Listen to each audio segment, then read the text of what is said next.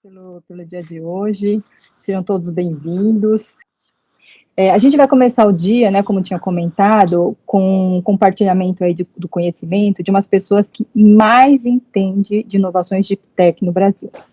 Então, eu convido aqui, né, para vir aqui ao palco, o Gui Peremulter. Ele é engenheiro de computação, mestre em engenharia elétrica pela PUC do Rio. Ele se especializou em técnicas de visão computacional, utilizando inteligência artificial. Foi um dos ganhadores do Prêmio Jovem Cientista, com a implementação de uma solução para a produção de texto em braille, utilizando impressoras matriciais. Também desenvolveu sistemas de análise de risco, desempenho e otimização no mercado financeiro. Ele é um dos fundadores da Grids Capital, que é uma empresa de investimento em Deep Technology, né, com foco em inteligência artificial, robótica, ciências da vida, internet das coisas e infraestrutura tecnológica.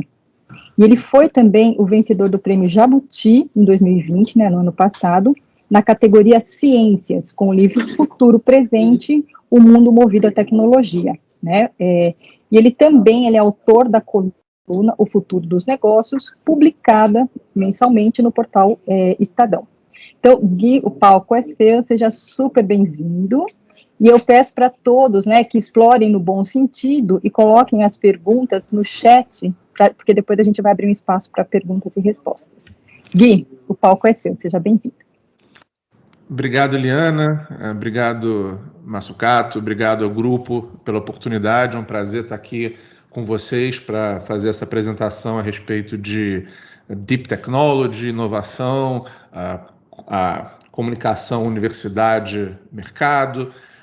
A ideia hoje, como foi dito, é que essa apresentação seja só o aperitivo, né, para que esteja todo mundo na mesma página e que o mais importante seja que depois a gente possa abrir um debate. Eu vou ficar aqui à disposição para tentar responder quaisquer perguntas ou comentários que vocês porventura tenham. Então, esse material que a gente preparou em linha com as discussões que a gente teve aí com a turma que não dorme, né? Descobri que essa turma não dorme, né? Não é só uma impressão, eles não dormem mesmo.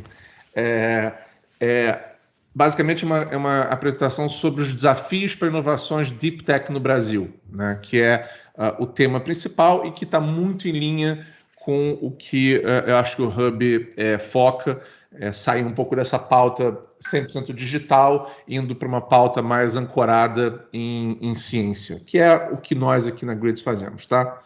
Então, eu preparei um material com 5 capítulos e a gente vai começar definindo de uma forma bem objetiva o que é Deep Tech, né?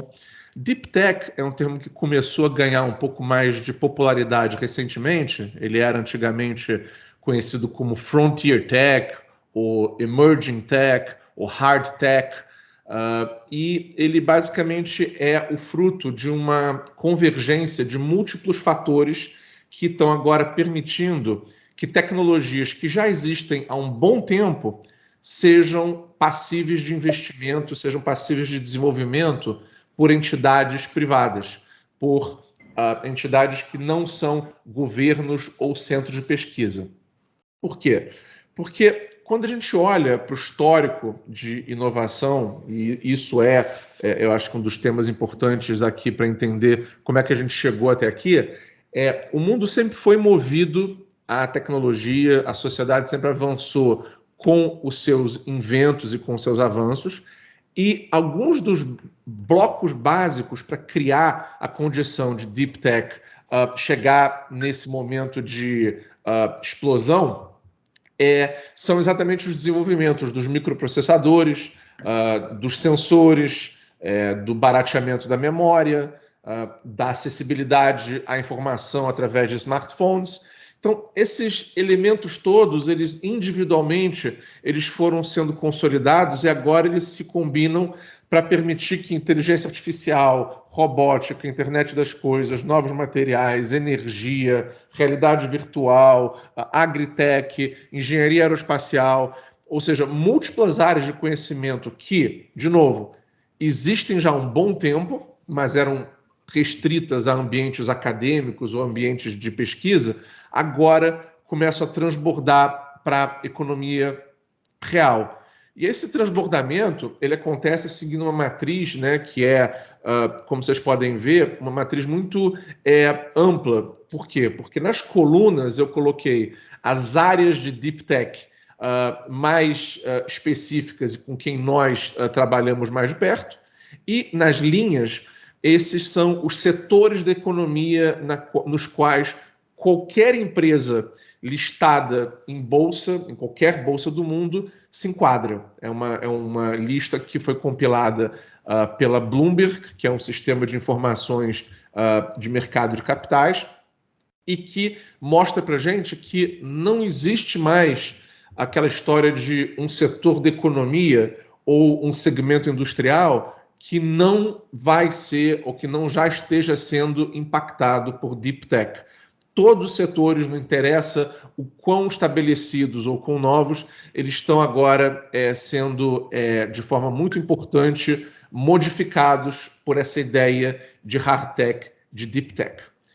Tudo bem até agora? Algum comentário, alguma dúvida sobre deep tech ou a gente pode seguir? O Gui, se podia voltar, só queria comentar aquela tabela para ver como as coisas são dinâmicas, né? Então, nós estamos aqui, temos a área de cimento, né, que é materiais, aqui é a quarta linha, e você veja que não tem inteligência artificial marcada aí. E o emprego de inteligência artificial é um dos hot topics do nosso grupo e da indústria de cimento e de aço a nível global, né? Você tem startups dedicadas a isso, as grandes empresas, né? A Votorantim tem grupo nisso, enfim, quase todo mundo, a Intercem já experimentou. Então, isso é um hot topic, essas tabelas são muito dinâmicas, eu diria que dá para quase selecionar todas. Não, só uma curiosidade. Exato. Nesse caso específico, como a inteligência artificial está se transformando quase que em eletricidade, quer dizer, uma coisa transversal a todas as indústrias, o conceito aqui é que indústria, de forma geral, usa AI.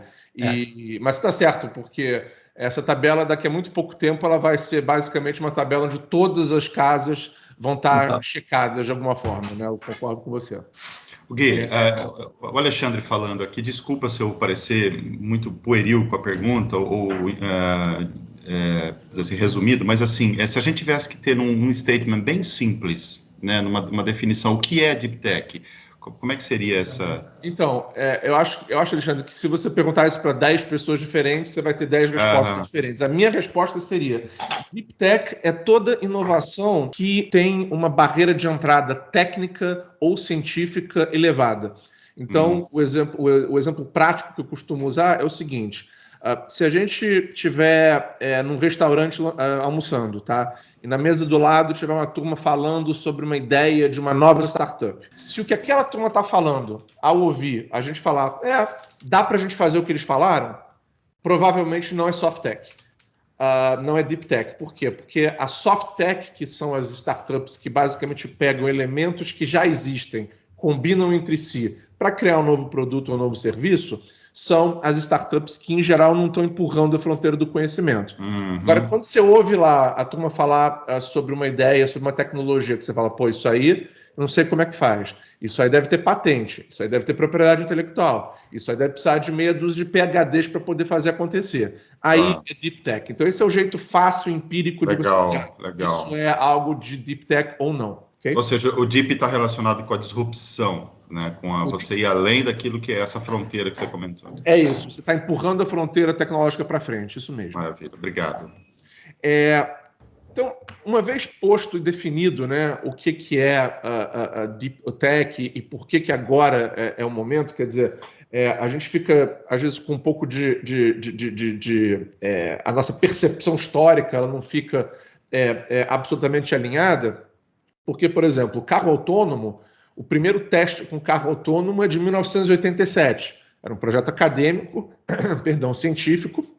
Não era, obviamente, algo que era passível de ir para o mercado, mas já começou em 87, você já teve esse teste. Impressão 3D, as primeiras patentes são da década de 1970. Inteligência artificial é uma das poucas áreas do conhecimento que tem data de nascimento, né? Ela teve um simpósio no verão de, eu acho que em 1958, na Universidade de Dartmouth, nos Estados Unidos, onde o campo começou a ser desenvolvido. E assim sucessivamente, quando a gente olha para o que está acontecendo hoje, não é um sucesso que levou 24 horas para acontecer, né? Isso é aquela coisa que só está chegando ao olho do público nesse momento, mas que de fato é uma coisa que já está sendo construída e preparada há muito tempo. Então, o segundo bloco desse nosso bate-papo, eu coloquei um pouquinho sobre o nosso ecossistema no Brasil. E eu começo mostrando um pouco o mapa de institutos de pesquisa que a gente tem espalhados pelo país, em múltiplas áreas de conhecimento.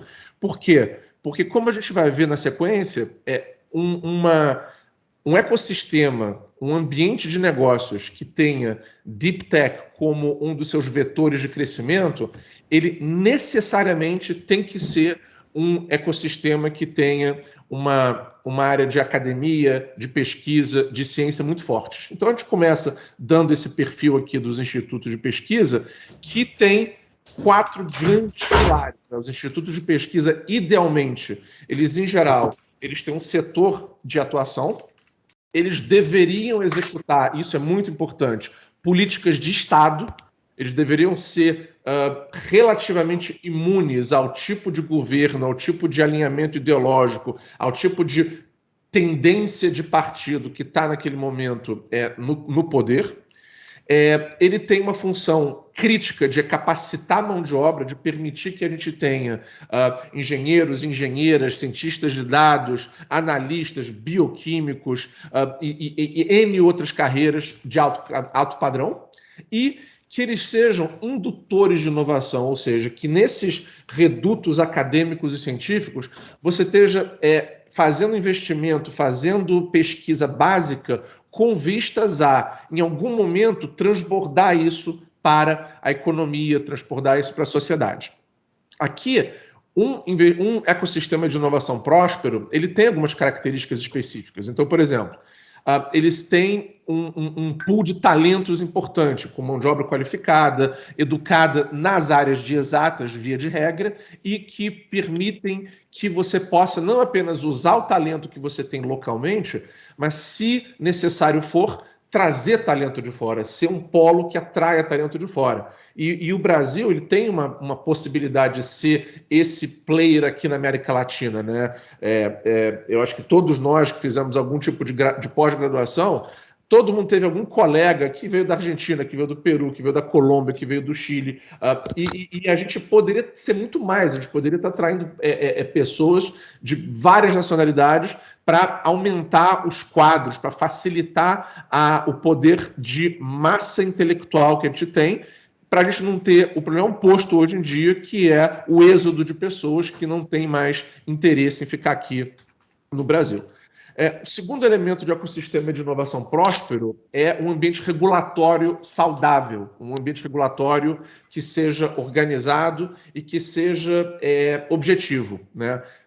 Infelizmente, usar a palavra ambiente regulatório e objetividade num país como o Brasil é absolutamente incompatível. A gente tem um dos sistemas legais mais complexos do mundo. Como a gente vai ver na sequência, o nosso sistema tributário é um dos 3 ou 4 piores sistemas tributários do planeta para quem está tentando empreender, para quem está tentando inovar, para quem está tentando fazer negócio.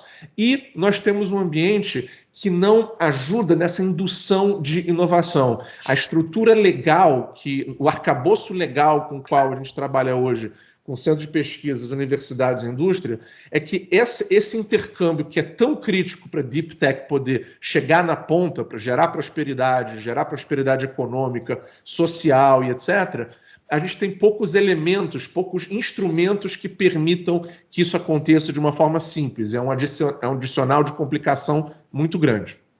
Obviamente, um ecossistema de inovação próspera incentiva investimento, ele incentiva o crescimento econômico, ele não trata de forma igual aquele investidor ou investidora que está investindo num projeto bem estabelecido ou numa empresa que já tem previsibilidade de receitas, com um investidor ou uma investidora que está investindo numa startup onde os riscos de sucesso e de insucesso são enormes. A gente só ouve falar das histórias boas, né? É um viés cognitivo que a gente tem. Mas o ambiente de negócios em inovação está repleto de fracassos, repleto de lições que fazem com que os sucessos sejam ainda mais louváveis, ainda mais valorizados. Um ecossistema de inovação próspero ele também é muito denso. A gente tem hubs de inovação, a gente tem institutos de pesquisa, a gente tem universidades, a gente incentiva essa troca, né? Esses ambientes todos estarem interagindo e estarem colidindo, que é de onde você acaba gerando novas ideias e novas empresas potencialmente, tá? No ambiente também de inovação, a gente abraça o risco e abraça o fracasso, que a cultura latina ela é uma cultura que não tem essa característica, né? No Brasil, principalmente, você é tão bom quanto o teu pior resultado. Isso daqui é algo que é perigoso, por quê? Porque na inovação e no desenvolvimento de novas tecnologias, você está sempre lidando com um território que nunca foi mapeado. Então, fracasso é parte do script, é parte do que pode acontecer. Então, essas características são características que, quando a gente olha para ecossistemas bem-sucedidos de inovação ao redor do mundo, a gente pode ver que esses 5 pilares eles estão ali convivendo lado a lado. E, especificamente, o ambiente de inovação ele tem alguns players e uma dinâmica, né? Os players são esses, são os investidores, são as aceleradoras, são as universidades, são as empresas, o próprio governo e os empreendedores. E a dinâmica é uma dinâmica onde você tem pesquisa acadêmica induzindo inovação, gerando uma startup que recebe investimento, que prospera, que gera emprego, coleta de impostos, devolução do resultado para a sociedade. Então, essa dinâmica que a gente está vendo aqui à direita é o objetivo que a gente deveria ter ao olhar e pensar em inovação de uma forma ampla, como uma ferramenta social, uma ferramenta que empurra o país para frente, onde a gente integra academia, onde a gente integra negócios e onde a gente integra governo. Isso é o ideal. Em particular, no mundo de inovação, e certamente hoje em dia, com a explosão de interesse em venture capital, você tem elementos de corporate venture capital. O que é o CVC, né, o corporate venture capital? O CVC é quando você tem um CNPJ, né, um grupo empresarial de tamanho variado, que decide, que entende que estar próximo de inovação, estar próximo dos avanços que as startups vão estar trazendo para o mercado, é mais do que um investimento, é uma questão de sobrevivência. Só para vocês terem uma ideia, na década de 1930, uma vez que uma empresa entrava no índice da Bolsa de Nova York, o S&P 500, que é o índice mais importante da Bolsa de Nova York, ela, em média, levava 90 anos para sair do índice, né? Esse índice ele é montado com base nas empresas mais importantes, que têm mais investimento, mais investidor, mais interesse. Muito bem. Se em 1935 eram 90 anos para uma empresa sair desse índice, a gente estima que em 2025 esse tempo vai cair para 14 anos para a empresa sair do índice. A história das empresas que não abraçaram inovação, ela está repleta de exemplos que ficaram pelo caminho. Kodak, Blockbuster, Nokia, são empresas que não usaram os sinais que o mercado estava dando para poder se reinventar e se manter relevante. E é por isso que várias empresas, nos Estados Unidos, das 100 principais empresas da lista da Fortune, 75 tem algum tipo de área ou de investimento em startups e 40 tem uma área dedicada, uma área que só faz isso. Tá? Isso faz com que a empresa ela evite obsolescência. Ela está sempre tentando ter um olho no peixe e um olho no gato, né? Olhando para o mercado, olhando para o que está acontecendo com os consumidores, os produtos e os serviços, e um olho no que esses novos entrantes podem fazer para acabar com aquele modelo de negócio. Como é que uma empresa, como é que um corporate venture capital tipicamente vai trabalhar? Não existe uma fórmula específica, mas a nossa experiência é que, em geral, é uma combinação de 4 elementos. E a gente pode fazer um debate um pouquinho sobre esses elementos e os méritos de cada um na sequência, né? São hubs de aceleração, são hackathons, são investimentos diretos ou indiretos, quer dizer, diretamente numa startup ou indiretamente em um conjunto de fundos que está fazendo esse trabalho, ou no que eu chamo de request for solutions, ou chamada de trabalhos, né, para o nosso jargão um pouco mais acadêmico, que é quando a empresa diz, olha, uma das minhas dores no meu negócio é essa.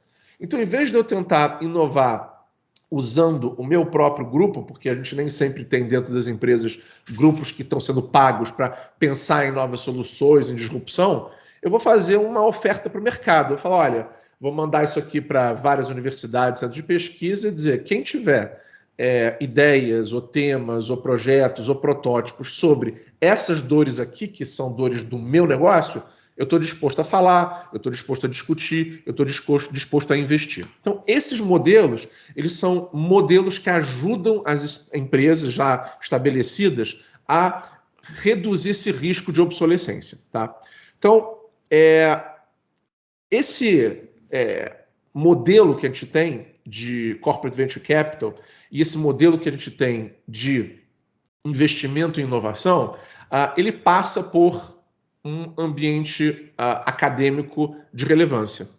E aqui no Brasil, a gente tem que olhar para métricas que têm a ver com academia, tem a ver com investimento em ciência e tecnologia e tem a ver com facilidade de fazer negócios. Né? Então, quando a gente olha, por exemplo, para P&D, investimentos em pesquisa e desenvolvimento, o Brasil está numa posição, olhando para 136 países, não está de todo horroroso. Né? Olhando para o ranking de 2019, a gente era o 29º em termos de percentual do PIB e o 11º em termos de volume investido nessa área. Mas por que o nosso sentimento é de que isso não é compatível com a realidade? Porque a gente gasta muito, muito, muito mal. O dinheiro que a gente imagina, bom, isso está indo para a ciência, para a tecnologia, para a inovação, e está indo para pagar mão de obra. O que é relevante, importante e fundamental. Mas não é para pagar só a mão de obra técnica e científica e qualificada. É para pagar todo aquele aparato, toda aquela máquina pesada e gigantesca que o Estado tem e que acaba fazendo com que a verba dedicada para desenvolvimento e para avanço da tecnologia, ela fique ancorada na manutenção de quadros, na manutenção de posições, na manutenção de processos que não estão acompanhando a velocidade com a qual a gente precisa avançar no que diz respeito a um projeto de Estado, um projeto de governo para inovação. Academicamente, o Brasil vive, como sempre, aquele paradoxo que é típico do nosso país, onde a gente tem uma posição extremamente competitiva no ranking de publicações e citações. Academicamente, o Brasil é, sim, um dos principais países do mundo. Quando a gente olha para a produção científica, o Brasil é o 13º em publicações, o 14º em citações, em publicações citadas, e o 14º em citações. Essas duas colunas da direita são as que são mais relevantes, porque mostram a importância daquele trabalho acadêmico no meio científico. Isso faz com que a gente veja que um dos elementos mais importantes para um ecossistema de hard tech ou de deep tech esteja acessível para a gente, que são entidades de ensino e pesquisa de alto nível e professores e professoras e pesquisadoras altamente gabaritados.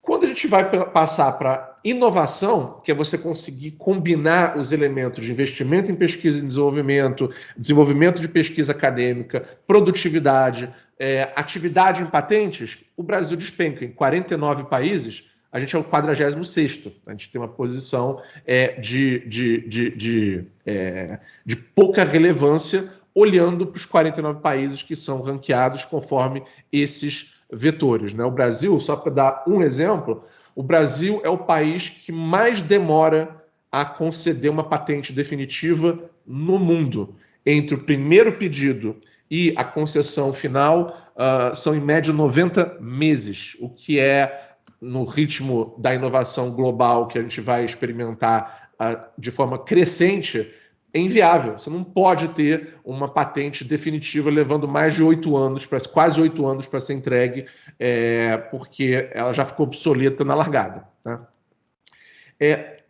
Agora, por que é tão importante a gente insistir nessa tecla dessa conversa da universidade, da inovação científica com o mercado? Porque o projeto que vocês estão montando, a discussão que vocês têm, a ideia, a visão que vocês têm ao montar o Hub e ao falar é disso que a gente precisa, a gente não precisa de mais um aplicativo de celular para monitorar A, B ou C, a gente precisa de tecnologia em materiais, em construção, em impressão 3D, em logística, inteligência artificial, em novos materiais, em energia, ela está muito ancorada com o avanço científico. Você não consegue, porque você não tem laboratório, você não tem a verba, você não tem a estrutura, fazer isso andar sem a proximidade com a academia. E o Thomas Kuhn, que é um físico que criou essa expressão que todo mundo usa de um jeito ou de outro, né? Mudança de paradigma, ele criou essa expressão literalmente falando de como é que pesquisa científica leva à inovação, leva à invenção. Então essa história, tem que mudar o paradigma, a origem disso é essa. É nesse livro que ele fala sobre essa importância, porque só a inovação científica muda o paradigma. E o Robert Solow, que foi um dos vencedores do Nobel de Economia no final da década de 80, ele indicou que o PIB dos países ele é cada vez mais, isso é uma direção que é uma seta crescente, ele é cada vez mais orientado à inovação e novas tecnologias. Você quer ter um país que vai ter crescimento de PIB, crescimento de prosperidade, você vai ter que estar investindo em novas tecnologias e em inovação. Mais do mesmo na economia de 2020 para frente é a receita para a mediocridade, para o fracasso. E esse fracasso está muito ligado à falta de verba, falta de apoio, falta de projetos de longo prazo no ambiente acadêmico. Por quê? Porque a academia é o lugar para o pesquisador ou para a pesquisadora pensar em problemas do mundo real e tentar achar soluções, mesmo que sejam soluções ancoradas em pesquisa básica, que você não consegue imediatamente enxergar uma aplicação. Por exemplo, um grupo de pesquisadores se perguntou por que as águas vivas brilham no escuro. Você vai dizer, qual a diferença disso? Ao responder essa pergunta, eles conseguiram fazer com que novas tecnologias que mapeiam processos celulares no corpo fossem detectados e agora a gente consegue rastrear doenças no organismo, porque agora a gente consegue marcar com bioluminescência as células que nos interessam. Por que o nosso corpo consegue combater doença? Por que a gente não morre com qualquer vírus que aparece? De novo, foi a pergunta que esses cientistas, os Alisson e o Ronjo, fizeram, que começaram a ideia do mercado de imunoterapias contra o câncer, que é um mercado já bilionário. E as duas cientistas que são muito conhecidas, né, que vieram, acho que a público com muita força recentemente, que é a Charpentier e a Doudna, que elas conseguiram montar uma tecnologia onde você consegue entender por que uma sequência de DNA que tem várias bases repetidas existe. Por que essas repetições acontecem se a informação está sendo replicada de forma redundante? E aí elas descobriram o papel dessas memórias que o DNA tem para registrar invasões pregressas, criaram uma ferramenta que permite que você edite o genoma e abriram a porta para a gente fazer terapias genéticas e literalmente poder antecipar o aparecimento de uma doença grave com a edição do código genético. Então isso tudo nasceu de uma forma que você não podia imaginar onde é que ia levar. Da mesma maneira que você sabe como um processo de pesquisa começa, mas nunca sabe como ele termina, quando você cria esses mecanismos, você dá espaço para as pessoas poderem experimentar, criar, analisar e transbordar isso para a sociedade com novos dispositivos, com novos equipamentos. O que o Smoot falava, que acho que é uma frase muito legal, ele falava: é muito difícil você prever o que a pesquisa básica vai gerar de aplicação. Mas se você só fizer pesquisa aplicada, você só vai melhorar o que já existe. Então, a ideia toda é você tentar fazer uma combinação entre ambos. E aí, a gente sempre insiste que sem a pesquisa básica, você não tem pesquisa aplicada que tenha utilidade, e sem a pesquisa aplicada, você não consegue ter uma pesquisa básica prática. Isso faz com que a gente chegue na última parte aqui do nosso bate-papo, que é onde a gente está e para onde é que a gente vai. A gente falou do que é Deep Tech, a gente falou do ambiente corporativo e da necessidade de ter proximidade e monitoramento e investimento em inovação. A gente falou das condições que são minimamente necessárias para um ambiente onde Deep Tech possa prosperar. Agora a gente vai falar do elemento de negócios, né? O Brasil, se você olha para a nossa educação básica, o paradoxo ao qual me referi, se a gente academicamente publica artigos científicos nas melhores revistas, nos melhores periódicos e está entre os 15 países mais importantes do mundo, no índice de PISA, que é um índice de avaliação de estudantes do ensino fundamental, o Brasil foi o 66º num grupo de 77 países lá em 2018. A gente, em termos de artigos científicos e técnicos, como vocês estão vendo aí já em 2018, também para manter a comparação, em 202 países, o Brasil é o 11º. E olhando para índices de inovação global, o Brasil fica em uma posição ali intermediária, segundo, terceiro quartil, coisa do gênero. Mas o que realmente nos dá um problema estrutural gigantesco para resolver é o índice de facilidade de fazer negócios, né? 190 países foram avaliados na versão de 2020, e o Brasil ficou em 124º. Quer dizer, a gente é um dos maiores PIBs do mundo, né? A gente já foi 8º, caiu para 11º, agora está em 10º de novo, mas a gente tem um ambiente de negócios muito complexo para as coisas poderem andarem. E essas complexidades, essas falhas, elas ficam ampliadas numa economia que é, hoje em dia, orientada à inovação, orientada à pesquisa, orientada à tecnologia. Começar um negócio no Brasil é o 138º pior país do mundo para fazer isso. Obter uma licença para construir alguma coisa, 170º.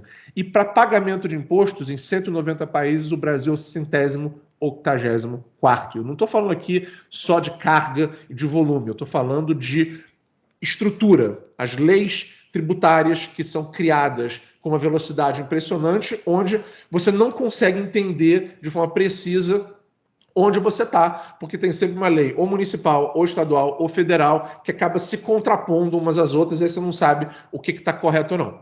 Então, isso tudo, como ambiente de negócios, faz com que o Brasil tenha uma dificuldade extremamente grande de poder se tornar um player relevante.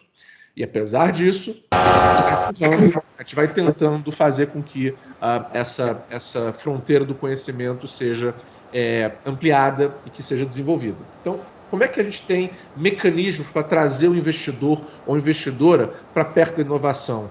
Como é que a gente consegue tentar fazer essa roda girar? Bom, um dos 4 pilares da nossa visão é uma regulamentação simples, com passivo limitado para quem investe, com uma tributação adequada para que você possa ter algum tipo de incentivo para o capital buscar essas oportunidades, o capital procurar essas oportunidades. Um segundo modelo é, obviamente, um fluxo padronizado, onde você possa pegar inteligência acadêmica, inteligência universitária, inteligência de centro de pesquisas e, de uma forma quase que industrial, saber qual é o roteiro para pegar essa inteligência, pegar essa patente, pegar essa propriedade e colocar na mão do mercado, na mão da iniciativa privada, que seja, sem, obviamente, deixar de remunerar aquela universidade, aquele grupo de pesquisa, aquele grupo de desenvolvimento. Porque você quer incentivar a turma que quer pesquisar, que quer ficar no laboratório, que quer escrever artigo com os alinhamentos corretos, e você quer trazer essas invenções, esses artigos, essas patentes para o mercado, para gerar emprego, para gerar imposto, para gerar prosperidade. Terceiro item é você criar o Dia do Investidor, onde você traz os investidores para dentro da sua universidade, dentro do seu centro de pesquisa e fala, estamos trabalhando nisso, o que disso faz sentido, o que disso interessa, como é que a gente consegue criar uma parceria, nunca fugindo do propósito básico da universidade, que é formar mão de obra, fazer pesquisa científica, criar conhecimento. E quarto é você criar estruturas onde você tenha tanto investidores locais quanto investidores estrangeiros que estejam incentivados a participar de startups brasileiras, né? Por quê? Porque a estrutura de capital de uma startup brasileira, que tem um CNPJ, que tem que estar sujeita a todas as regras de contabilidade, que são as mais complexas do mundo. O Brasil é o país que mais gasta homens-hora em contabilidade no planeta. O segundo lugar distante é a Venezuela, para vocês verem onde é que a gente está. Então, se você tem um investidor que pode escolher, investe numa startup que tem um custo de nascer, de prosperar, de fazer negócio desse tamanho, ou numa startup que tem um custo de nascer, prosperar e fazer negócio desse tamanho, é óbvio, o investidor ele tem um objetivo de maximizar o capital, é isso que vai fazer com que ele tome as decisões dele. Então, pergunta que sempre eu acho que vale a pena a gente falar, que o diretor do Fermilab respondeu de uma forma interessante, foi: mas por que um acelerador de partículas, né, que muita gente usa como exemplo da pesquisa básica mais cara e com menos aplicações práticas que você pode imaginar, o que a gente já viu que não é verdade, né? O acelerador do CERN já gerou uma série de patentes, uma série de produtos, e aqui a gente fez um em Campinas que vai certamente seguir o mesmo caminho, mas eu acho que o Wilson define muito bem. Ele falou: olha, eu não sei por que vai contribuir para o nosso ambiente de defesa ter um acelerador, mas eu sei que ele vai fazer com que o nosso país vale a pena ser defendido. Exatamente porque esse tipo de mindset, esse tipo de visão é o que gera prosperidade, gera excelência acadêmica, gera a oportunidade das pessoas não quererem sair do país, mas sim ficar aqui e prosperar junto com ele.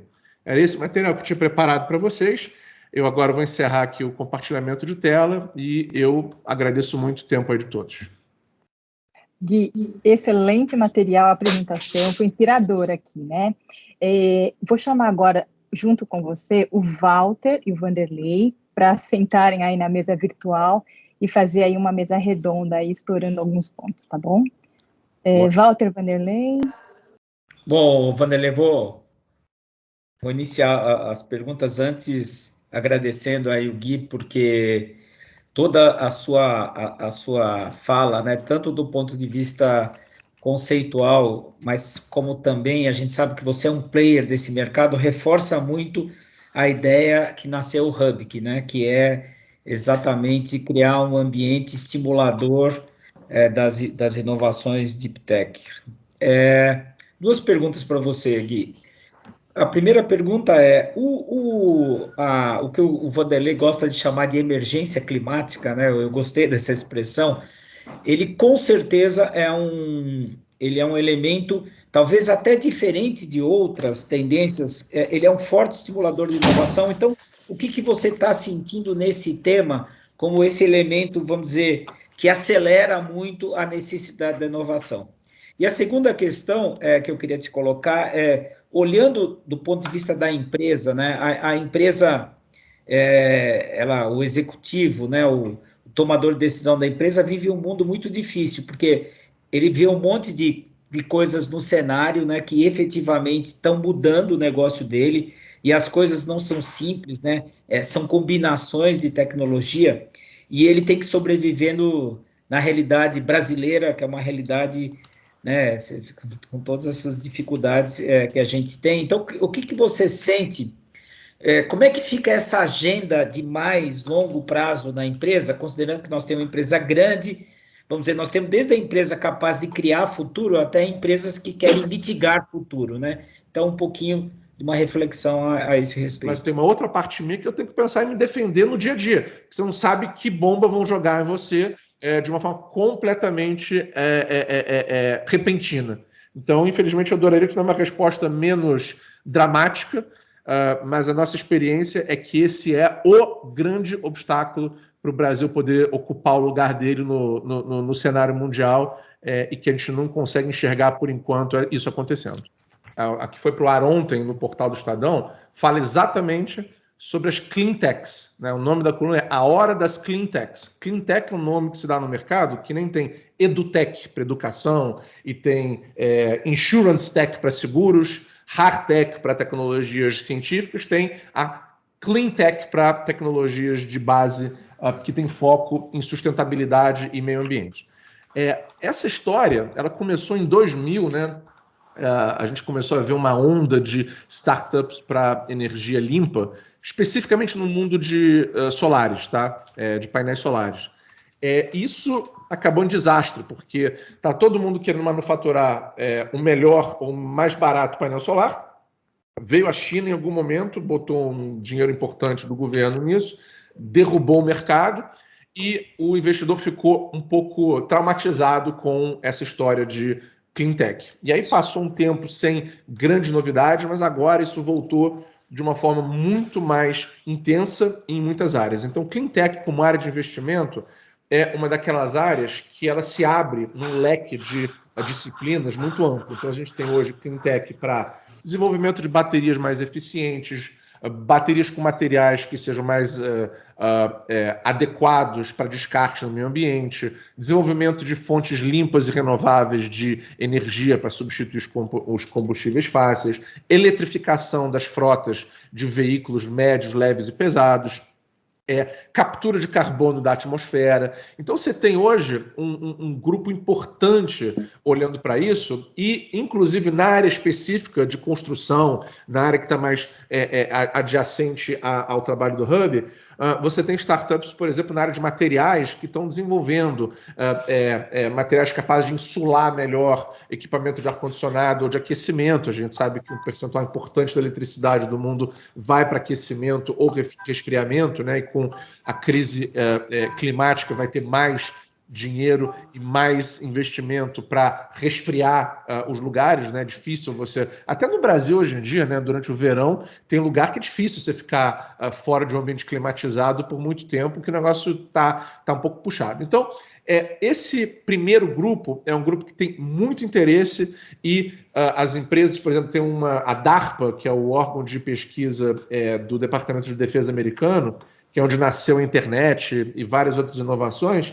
A DARPA ela fez há uns 4 ou 5 anos atrás uma chamada por trabalhos para desenvolver um material de construção que pudesse respirar, ou seja, um material de construção que, dependendo da temperatura, ele reduz porosidade, aumenta a porosidade para poder fazer trocas com o ambiente ou para preservar a temperatura. Então, acho que a sua pergunta é muito pertinente e é uma área onde vai continuar, a gente está observando isso agora, é uma área onde o volume de dinheiro e o volume de interesse vai com certeza aumentar.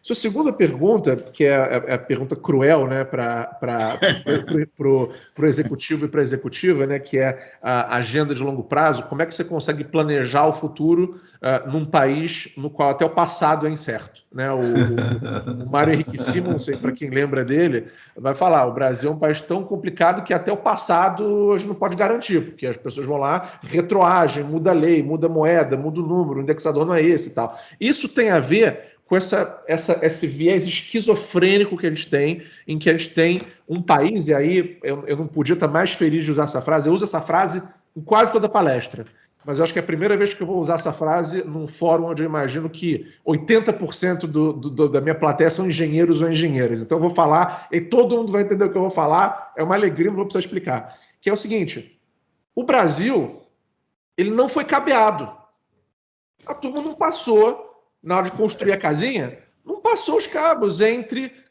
todos os entidades, os elementos que precisam se falar. Então a gente tem um legislativo, um executivo e um judiciário, de novo, não estou fazendo juízo de viés político, se é direita, se é esquerda, se é centro, se é competente, se é incompetente, se é corrupto, se não é corrupto. Isso tudo a gente pode fazer uma discussão outro dia. Vamos falar só das entidades. As entidades não têm cabo que passou para conectá-las.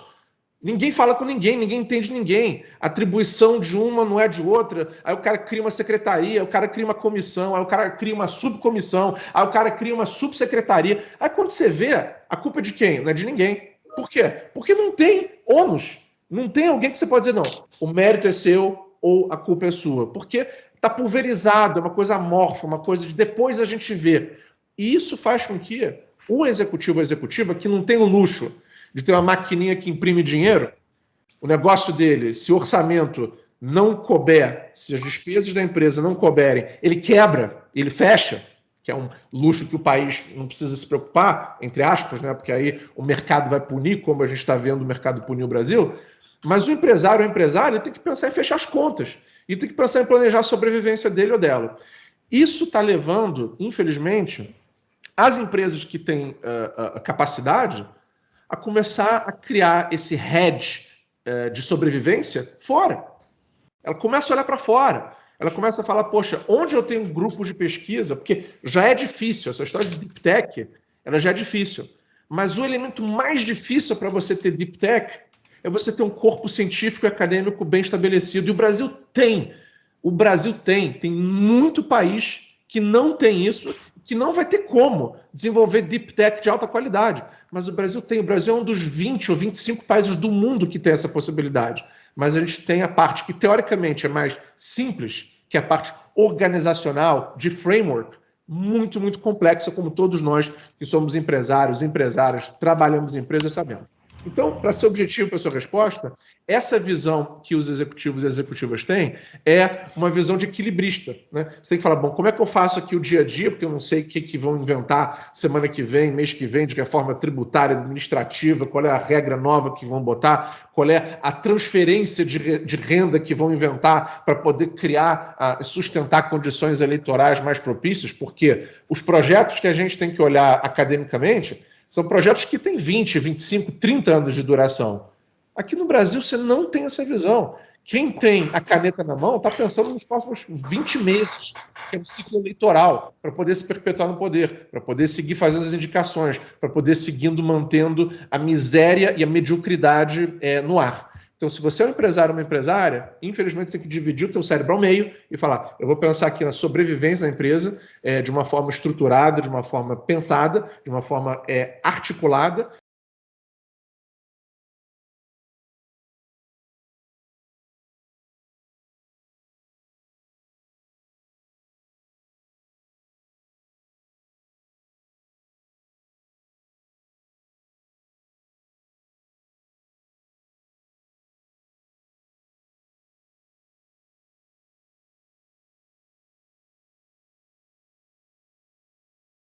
Agora, eu gostei muito da tua apresentação, porque eu também cito o solo, enfim, a gente faz um monte de coisa muito parecida e na verdade, as pessoas talvez não tenham se dado conta que as apps e a internet e os papers, eu falo para os colegas da USP, né?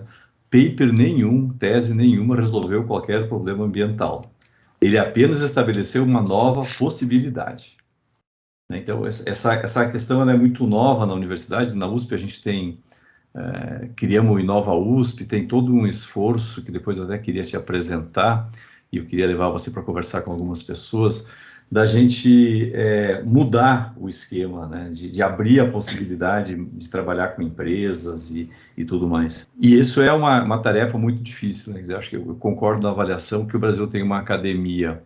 Nós investimos mais em pesquisa do que a Suíça, e nem de longe temos os resultados. Um dos problemas é que nós gastamos muito mal, e o segundo problema é que existe uma grande separação ainda entre a universidade e a indústria, no nosso caso de engenharia, né? E aí eu acho que é um problema de parte a parte, tá? É um problema de parte a parte. Eu tenho colegas que dizem que, bom, se a empresa se interessa, já não é mais pesquisa, né? Eles não entendem o papel a necessidade da gente ajudar e se engajar com as empresas. Eu opero uma unidade em Embrapi, o laboratório que eu fundei com o professor Varra, que hoje é o reitor, em 95, a gente desde 95 sempre teve contratos de pesquisa com empresa, contratos de 3 anos, 5 anos, né? E as empresas continuam vindo, agora a gente tem unidade. Então, essa é uma grande dificuldade. Agora, o que eu queria assim, entender, que você falasse um pouco, você falou um pouco, olha, do capital internacional, né? Tá, sei lá, para a área de construção civil, tem e para Deep Tech tem um problema das longo prazo de retorno, né? Então, ninguém vai fazer um Deep Tech em 90 dias, né? O ritmo, e aí as empresas no Brasil estão aprendendo a inovação com o pessoal do Vale do Silício, e vem com esses ritmos malucos, né? É outro ritmo, eu preciso ir para o laboratório, eu preciso fazer validação, preciso fazer, até chegar no piloto, né? Então, enfim, nós temos, quer dizer, como é que a gente, o que nós temos no Brasil de venture capital aqui, as nossas empresas parceiras aqui e até a universidade poderia acionar, nessa área de Deep Tech. O interesse da USP hoje ela é Deep Tech. A gente está investindo em Deep Tech. O Hub, que é aqui, que a gente criou junto com a BCP, nosso objetivo é Deep Tech. Nós não estamos... as outras coisas estão indo bem. Então, como é que a gente pode trazer, como é que a gente pode montar um esquema aqui no Hub, na USP, como é que nós podemos integrar o Venture Capital nos nossos projetos, tá? Como é que a gente pode atrair o Venture Capital? E aí, se você tiver, como é que a gente pode atrair? Porque atraindo o Venture Capital, a gente pode atrair até novos talentos, né? Então, eu acho que a nossa barreira agora está aqui, está na barreira do capital, tá? Pois é, obrigado pela pergunta. O que acontece? A primeira coisa que a gente tem que entender é o seguinte, um fundo típico de Venture Capital, ele tem um prazo de 10 anos, tá certo? Ou seja, o investidor ou investidora, quando compra um fundo de Venture Capital, que é um fundo que escolhe startups para alocar o dinheiro, esse investidor, essa investidora, ele está fazendo um contrato de 10 anos, é um casamento, né? E como é que funciona? Durante os 5 primeiros anos do fundo, eu estou dando aqui o modelo padrão, tá? Cada um, às vezes, faz uma variação sobre o mesmo tema, mas isso é o padrão. Durante os primeiros 5 anos do fundo, o fundo vai chamando capital, você não bota o dinheiro todo de uma vez. O fundo vai dizendo, olha, achei uma startup que eu gostei, preciso de 5% do dinheiro que você disse que ia me dar. Passa um tempo, achei outra. Daqui a pouco, a primeira startup está indo bem, precisa de mais dinheiro. E assim vai. São 5 anos para você integralizar o capital.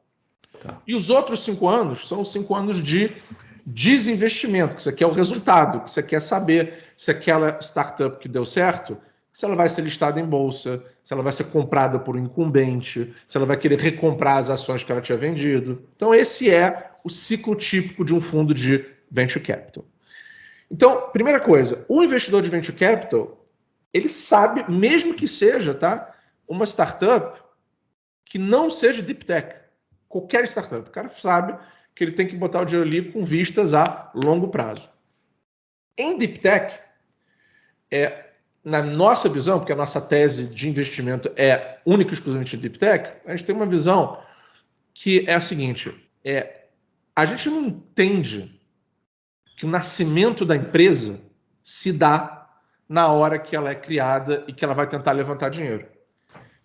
Deep Tech tem a virtude de já começar o seu trabalho de pesquisa e desenvolvimento anos antes da empresa nascer. Totalmente de acordo. A empresa de Deep Tech, ela está sendo germinada, ela está sendo criada, ela está sendo ideada no laboratório, no centro de pesquisa. É lá que os pesquisadores, o estudante de mestrado, de doutorado, o bolsista, ele vai falar, opa, tem uma coisa aqui que o mercado vai querer eventualmente usar, tem uma coisa aqui que o mercado eventualmente vai querer atuar. Aí, onde é que está, na minha visão, o grande hiato? Onde é que a coisa não encaixa? Onde é que o cabo não está passado? O cabo não está passado porque quando as 3 alunas de doutorado, que acaba a pesquisa delas, têm patente, ideia e protótipo e dizem, vamos montar uma empresa para botar isso no mercado, o instrumento para fazer isso, ele é um instrumento muito complexo. Para a universidade poder continuar se aproveitando disso, porque é razoável que a universidade continue se aproveitando disso, com licenciamento da tecnologia, recebimento de royalties, como em qualquer lugar do mundo. Você tem o quê? Você tem um Technology Transfer Office na universidade, que é um escritório que está lá só para isso, para ajudar as patentes e as propriedades intelectuais induzidas por pesquisa básica a ir para o mercado e voltar para a universidade poder ter laboratórios melhores, equipamentos melhores, remunerar melhores professores e esse ciclo virtuoso acontecer. É aí que a gente não cabeou direito. É aí que a gente não tem uma legislação onde você tem um contrato de 3 páginas que diga, olha, está aqui, vocês têm a ideia, tem a patente, esses são os nossos modus operandi para você poder levar isso para o mercado. Vamos criar aqui junto das empresas parceiras. As empresas parceiras, ao contribuírem com os nossos laboratórios, têm o right of first refusal, que a gente chama, que é o direito de ser as primeiras a olhar para dizer não me interessa, ou não, me interessa, e gerar uma saudável competição de cérebros. Porque aí eu vou dizer, poxa, o programa da Inova, ou o programa do ITA, ou o programa da Unicamp, ou da Federal de São Carlos, ou da Federal do Pernambuco, ou da PUC do Rio, é melhor do que os outros. É lá que eu quero ir. Eu quero me associar com essa turma, com esse time. E aí você cria um ambiente onde a excelência acadêmica, a excelência de pesquisa, isso começa a se conectar, a conversar com a excelência de negócios, com a excelência de evolução. A gente está vivendo uma época, todos nós, onde o tempo entre a inovação científica e o produto chegar no mercado, ele está diminuindo para meses, né? Na média, um paper científico que produzia algum tipo de patente levava 26 anos para sair da ideação para o produto. Hoje em dia, são em média 22 meses entre o sujeito. Por exemplo, você vê CRISPR. CRISPR é um prêmio Nobel há 2 anos atrás, eu acho, 3. Tem empresas que vendem aparelhos para editar gene. Já é um negócio, já tem empresa listada, já tem empresa que está operando em 36 meses de uma tecnologia muito complexa. Então, a oportunidade para quem está na universidade, quem tem a inteligência, que tem o laboratório, que tem o centro, como você falou, tem os recursos, tem os cérebros agregados em volta de uma mesa, essa é uma parte onde o Brasil tem excelência. O Brasil, eu insisto, o Brasil é um dos poucos países do mundo que tem densidade acadêmica para fazer um trabalho de inovação científica de verdade. Precisamos cuidar do que seria mais simples. Qual é o ambiente regulatório para a gente incentivar e facilitar essa troca? Para quê? Para que quando o investidor de Deep Tech sabe qual é o risco que ele está correndo, cada um no seu quadrado, isso tem que saber, pô, são 10 anos, pode dar errado, tem muito risco, está tudo certo. Isso feito de uma forma estruturada, você tem uma linha de montagem. Aí não vai ser, que o Brasil sempre personifica, né? 2 exemplos para a gente poder usar em 25 apresentações. Não. Você vai ter uma linha de montagem onde vai um monte de gente ficar pelo caminho, com muito aprendizado, mas vai ficar pelo caminho, e vão ter alguns exemplos bem-sucedidos. E é disso que nosso ecossistema precisa. A gente precisa de um framework regulatório que incentive essa interação e que faça com que o Brasil deixe de ser destaque única e exclusivamente nas áreas soft, que é onde o Brasil hoje, no mundo de venture capital, ele tem algum destaque e interesse. Por quê? Porque o Brasil tem 300 milhões de pessoas, tem um mercado financeiro profundo, tem pessoas, empreendedores e empreendedoras altamente competentes e muito flexíveis, porque para estar no Brasil operando tem que ter muito jogo de cintura para conseguir entender esse ambiente regulatório, e não acaba sobrando interesse, dinheiro para as inovações de base científica de verdade. Eu vou tentar sintetizar aqui. Walter, nós temos que montar essa linha de montagem dentro do Hub, que a USP está disposta a fazer a parte dela. A gente tem que sentar e conversar e montar. Não tem muito problema. Sim. À medida em que o Gui ia falando, aqui minha cabeça ia voando aqui em possibilidades. Colocando aqui, tentando fazer uma síntese, vamos dizer assim, uma síntese meio apressada, né, por conta do horário de algumas questões, né? Foram colocadas aqui questões em relação à separação da pesquisa básica, a pesquisa aplicada em relação a atores, né? Empresa, universidade, governo, muitas questões a respeito da política do governo, né? Como é que o governo está ajudando ou não esse processo, e talvez o Jordão colocou, a Jéssica também colocou, mas talvez fosse para a gente não ficar na lamúria, né? Porque certamente essas questões nos levam às lamúrias. Talvez você pudesse nos apresentar o que de legal está acontecendo, né? Olhando o ambiente, universidade, empresa, governo, o que a gente pode dizer que, olha, vamos olhar para aquilo lá que está dando certo como inspirador? Pois é, o Brasil, a gente tem a nossa força, né? Ela está no nosso povo, né? A gente tem hoje claramente um papel de relevância. O Brasil ele está no seu melhor momento de atrair capital internacional para investimento em startups. Por quê? Porque já tem vários exemplos de startups na região extremamente bem-sucedidos, né? Você tem Quinto Andar, você tem o Nubank, você tem a iFood, que é mais América Latina, mas que no Brasil tem um papel super importante, ainda mais na pandemia. Você tem várias indicações de que está funcionando. O ecossistema brasileiro de venture, ele está pujante, está explodindo. É um fenômeno global, tá? A gente não está explodindo sozinho. O volume de dinheiro que está indo para venture capital globalmente, ele está nas suas máximas, porque o mundo está acordando para essa necessidade, para essa importância de inovar, de avançar com essa agenda, etc. e tal. Então o Brasil não está fazendo isso sozinho, mas estamos tendo destaque, dado o nosso tamanho e dado a nossa excelência. O governo teve um projeto do Marco Legal da Inovação, né, das startups, que foi votado há algum tempo atrás, mas, de novo, né, eu sei, eu não quero soar pessimista, mas o marco chegou e, na hora da votação, a turma tirou meia dúzia de dispositivos importantes que passam para trás. Então, assim, a velocidade com a qual o mundo está operando não é compatível com a velocidade com a qual o Brasil está operando. E eu sei que governo é sempre mais complicado, você tem que sempre lidar com uma burocracia, com uma discussão ampla e tal. Isso tudo é legítimo, isso acho que faz sentido. Mas não pode ser refém da nossa forma.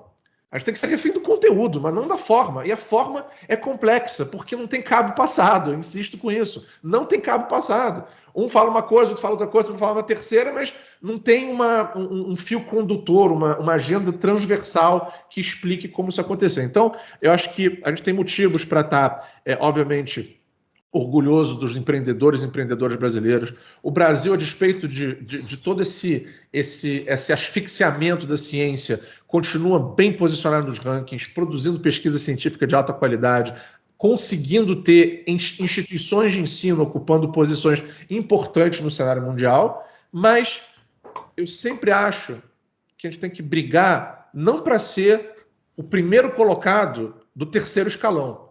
Eu quero ser o último colocado do primeiro escalão. Eu quero estar na briga pela pole position de todos os aspectos que induzem inovação. Então, tem coisa boa, mas eu acho que as coisas que são boas podiam ser muito melhores e as coisas que são realmente importantes para o desenvolvimento econômico do país, elas estão hoje numa posição muito precária, exatamente por essa falta de um ambiente que permita que todo o potencial que a gente tem de mão de obra e de inteligência seja direcionado para uma economia que vai... Isso é importante que seja dito, tá?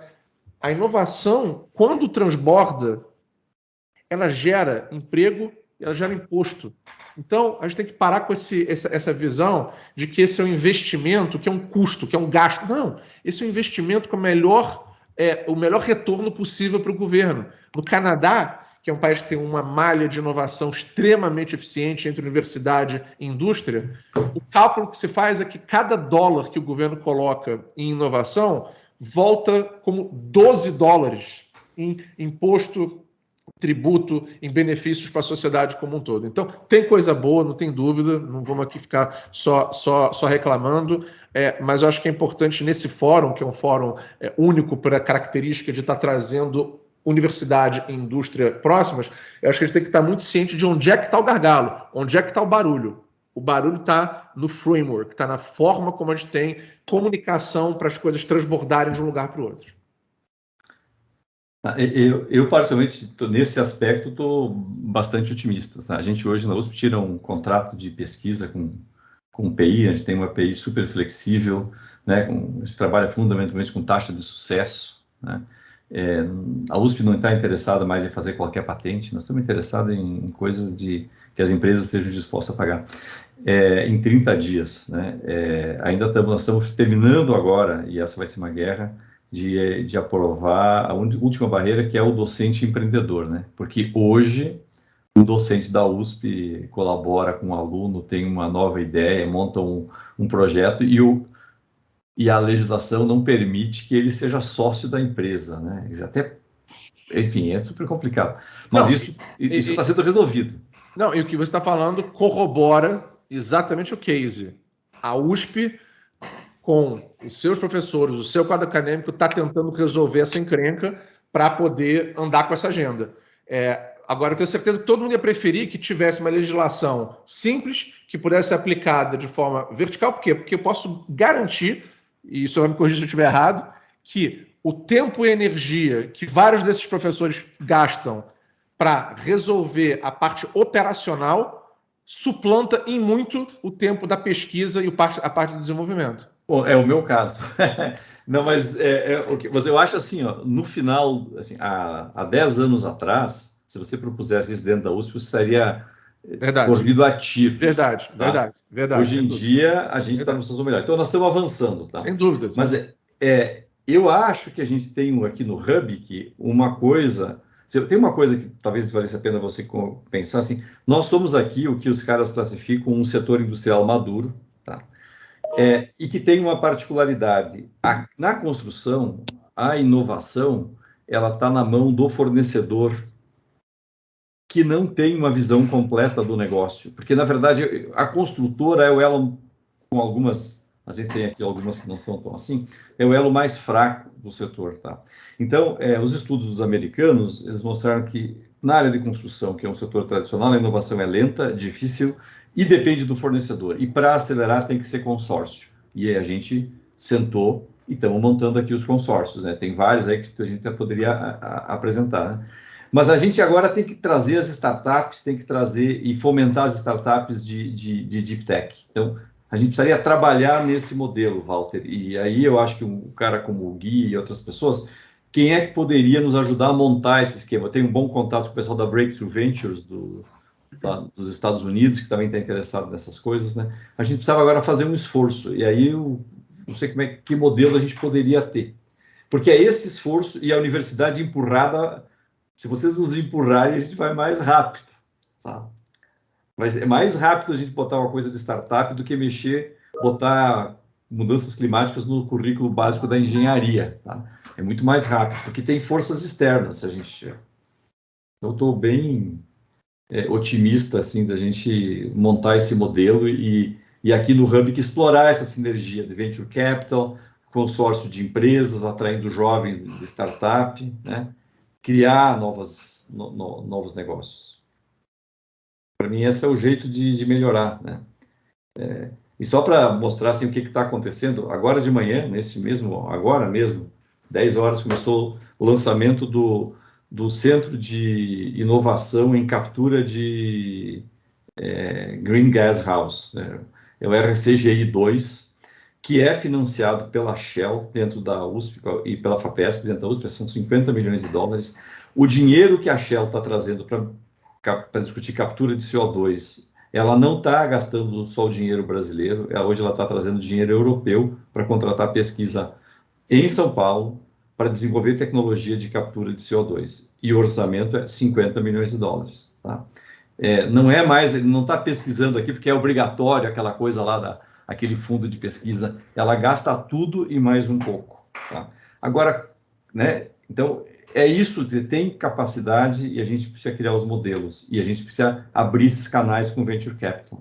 Eu acho que isso é a nossa principal tarefa. Eu não sei, Liane, eu não sei se faz sentido, eu estou vendo aqui que tem várias perguntas aqui no chat que a gente acabou não respondendo, faz sentido passar por elas? Como é que vocês querem fazer?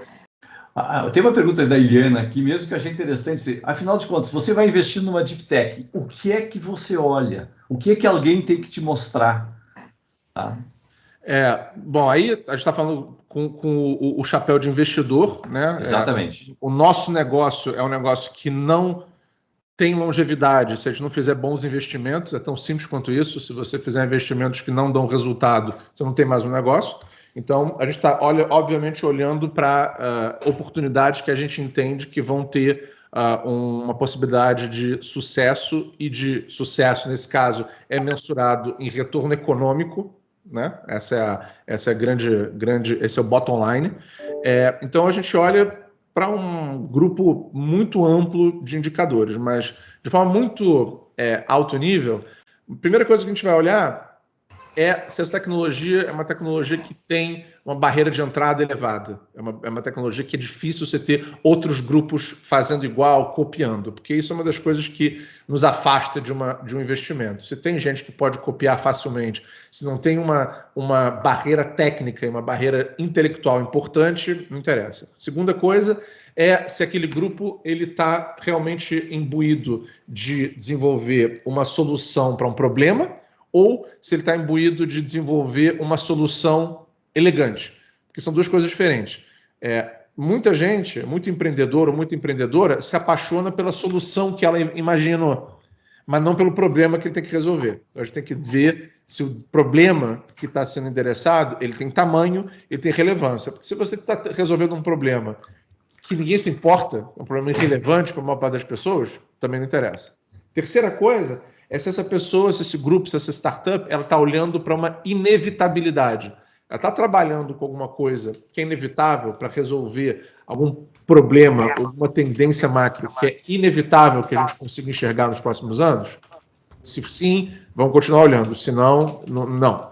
Quarta coisa, a equipe é uma equipe que tem o mix correto de talentos e de personalidades para poder prosperar, porque às vezes, obviamente, a startup ela sempre tem uma dinâmica muito peculiar e ela vai trazendo gente na sua jornada, ela vai mudando, mas você também, na largada, você quer ter certeza que você está com um grupo de pessoas que tem a estamina, tem a resistência, tem a gana, né, a resiliência de tentar avançar. Quinta coisa, qual é o sindicato que está em volta dessa startup? O sindicato de investidores, né? Porque da mesma maneira que você tem aquele ditado, diga-me com quem andas, eu te direi quem és, no mundo de venture capital, diga quem investe em você, eu te direi quem és. A gente sabe quais são os investidores ou investidores que têm mais afinidade intelectual com as suas teses, que têm mais histórico de poder ajudar de forma inequívoca as startups, enfim.